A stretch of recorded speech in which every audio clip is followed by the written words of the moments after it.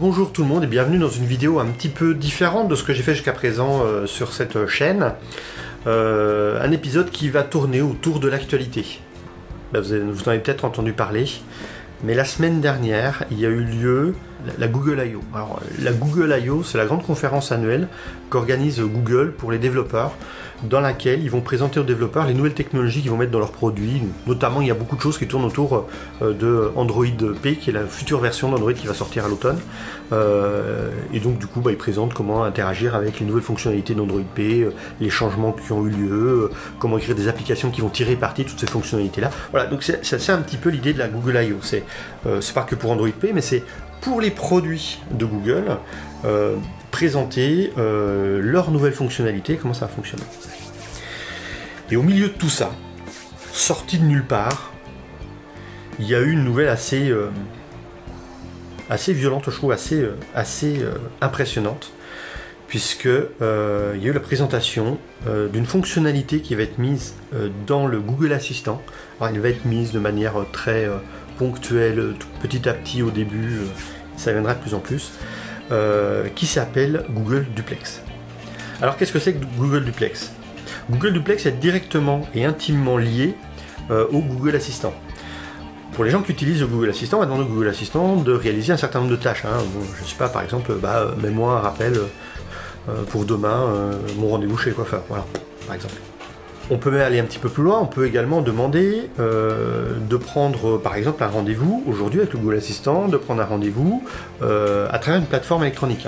Par exemple, on peut demander au Google Assistant de nous appeler un Uber, de nous appeler un taxi, de prendre un rendez-vous dans un restaurant qui a une plateforme de rendez-vous en ligne. Donc tout ça c'est déjà possible, en tout cas aux États-Unis.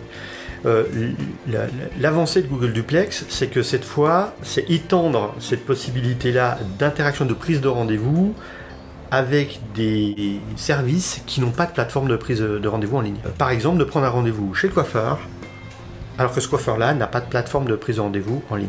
Qu'est-ce que va faire le Google Assistant ? Il va passer la main à Google Duplex, et Google Duplex va tout simplement téléphoner à notre coiffeur pour pouvoir prendre le rendez-vous. How can I help you? Hi, I'm calling to book a women's haircut for a client. I'm looking for something on May 3rd. Sure, give me 1 second. Sure, what time are you looking for around? At 12 p.m. We do not have a 12 p.m. available. The closest we have to that is a 1:15. Do you have anything between 10 a.m. and 12 p.m.? Depending on what service she would like. What service is she looking for? Just a woman's haircut for now. Okay, we have a 10 o'clock. 10 a.m. is fine. Okay, what's her first name? The first name is Lisa. Okay, perfect. So I will see Lisa at 10 o'clock on May 3rd. Okay, great. Thanks. Great. Have a great day. Bye. Voilà. Alors là, je dois vous avouer, quand j'ai vu ça, j'ai regardé le calendrier, je me suis dit, mais on est le 1er avril ou pas ? C'est réel ça ? Non, c'est vraiment bluffant. C'est vraiment bluffant, c'est un peu flippant. D'ailleurs, si on regarde au tout début de la vidéo, si on revient au tout début de la vidéo, la réaction du Google Assistant est une réaction qui était programmée pour ressembler à un humain. Regarde ce que je veux dire par là. Sure, give me 1 second. Voilà,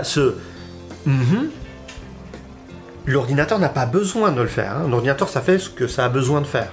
Donc là, ça veut dire que les ingénieurs de chez Google, ils ont programmé le Google Assistant pour ressembler à un être humain.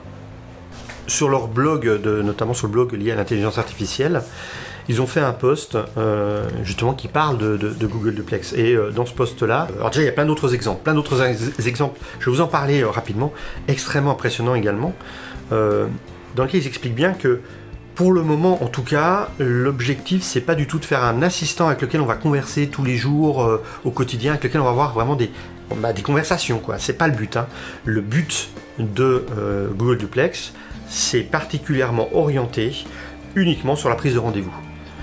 pour le moment. Mais ça veut dire plusieurs choses. Ça veut dire que d'une part, on va avoir Google qui va être capable de passer un coup de fil sans que la personne qui est en face ne réalise qu'il s'agit d'un ordinateur. Elle va vraiment penser qu'il s'agit d'un être humain.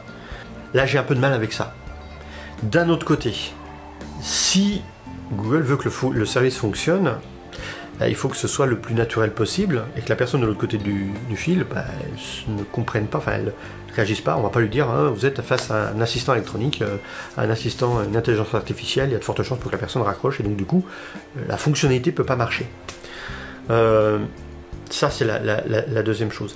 Enfin, en tout cas, moi, ça me gêne un petit peu, et d'un autre côté, c'est pas évident. Enfin, je suis gêné parce que, est-ce que, d'un point de vue purement technique, si j'enlève la morale, d'un point de vue purement technique, est-ce que une personne a besoin de savoir qu'elle parle à un être humain ou un assistant, ou pas? Ça change pas grand-chose dans les faits, d'un point de vue purement fonctionnel, je dirais, d'un point de vue sur l'idée même. Maintenant, au niveau de la morale, c'est ça où ça me gêne un petit peu. Ça me gêne un petit peu, surtout que le coup de fil qu'on a vu là, il s'est plutôt bien passé. Il y a d'autres exemples, notamment il y a un autre exemple qui a été présenté pendant la conférence, qui se passe un petit peu moins bien. Enfin, qui se passe un petit peu moins bien. Ça se passe bien, mais qui est moins... l'intelligence artificielle a eu à résoudre différentes situations un petit peu imprévues. Je vous laisse regarder, c'est pareil, j'ai mis des sous-titres en français, je vous laisse regarder. Je dois avouer que celle-là, moi, m'a vraiment bluffé. See how may I help you? Hi, I'd like to reserve a table for Wednesday the 7th. For 7 people? It's for 4 people. 4 people when? Next night? Wednesday at 6 p.m.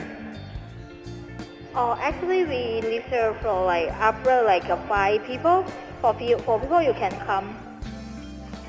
How long is the wait usually to be seated? For when, tomorrow or weekday or? For next Wednesday, the 7th. Oh no, it's not too busy. You can come for 4 people, okay? Oh, I gotcha. Thanks. Bye bye.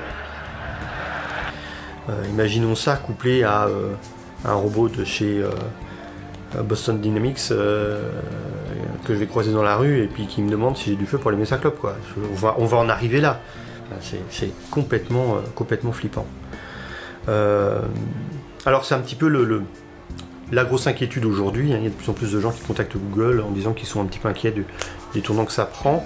Alors même si pour le moment ça ne fait que de la prise de rendez-vous, c'est pas capable d'aller plus loin que ça, ce qu'il faut se dire c'est que de par les informations que va récupérer l'intelligence artificielle qui est derrière, puisque c'est une intelligence artificielle qui apprend tous les jours, qui en permanence, à partir des réponses qu'on va lui donner, va modéliser, va changer son comportement pour être plus humain, pour être plus efficace.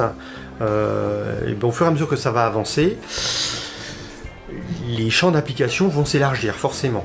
Dans l'article de blog, ils expliquent que la manière dont a été entraînée cette intelligence artificielle, c'est la même manière qu'on entraîne quelqu'un qui va appeler au téléphone, un assistant réel, puisque il y avait un être humain, il y a un être humain qui est là et puis qui supervise les appels faits par l'assistant.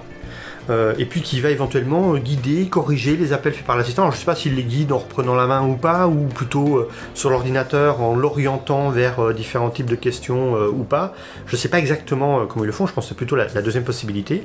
Et puis d'appel en appel, du coup l'intelligence artificielle fait de moins en moins d'erreurs, et puis jusqu'à un moment donné où elle est plutôt pas mal, alors là le système la laisse autonome et puis elle se débrouille toute seule.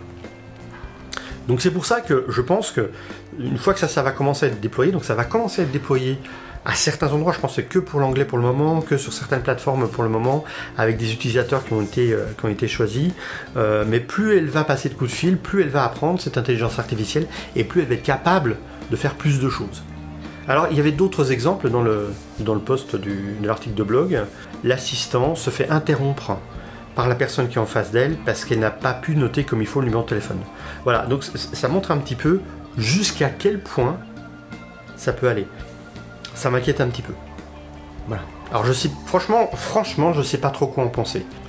Voilà, écoutez, ça c'est le premier épisode de cet épisode sur l'actualité, cette première section sur l'actualité. N'hésitez pas à vous abonner si ça vous a plu. N'hésitez pas à partager cette vidéo avec d'autres personnes. Et puis moi, je vous retrouve la semaine prochaine pour une prochaine vidéo. Ciao les geeks!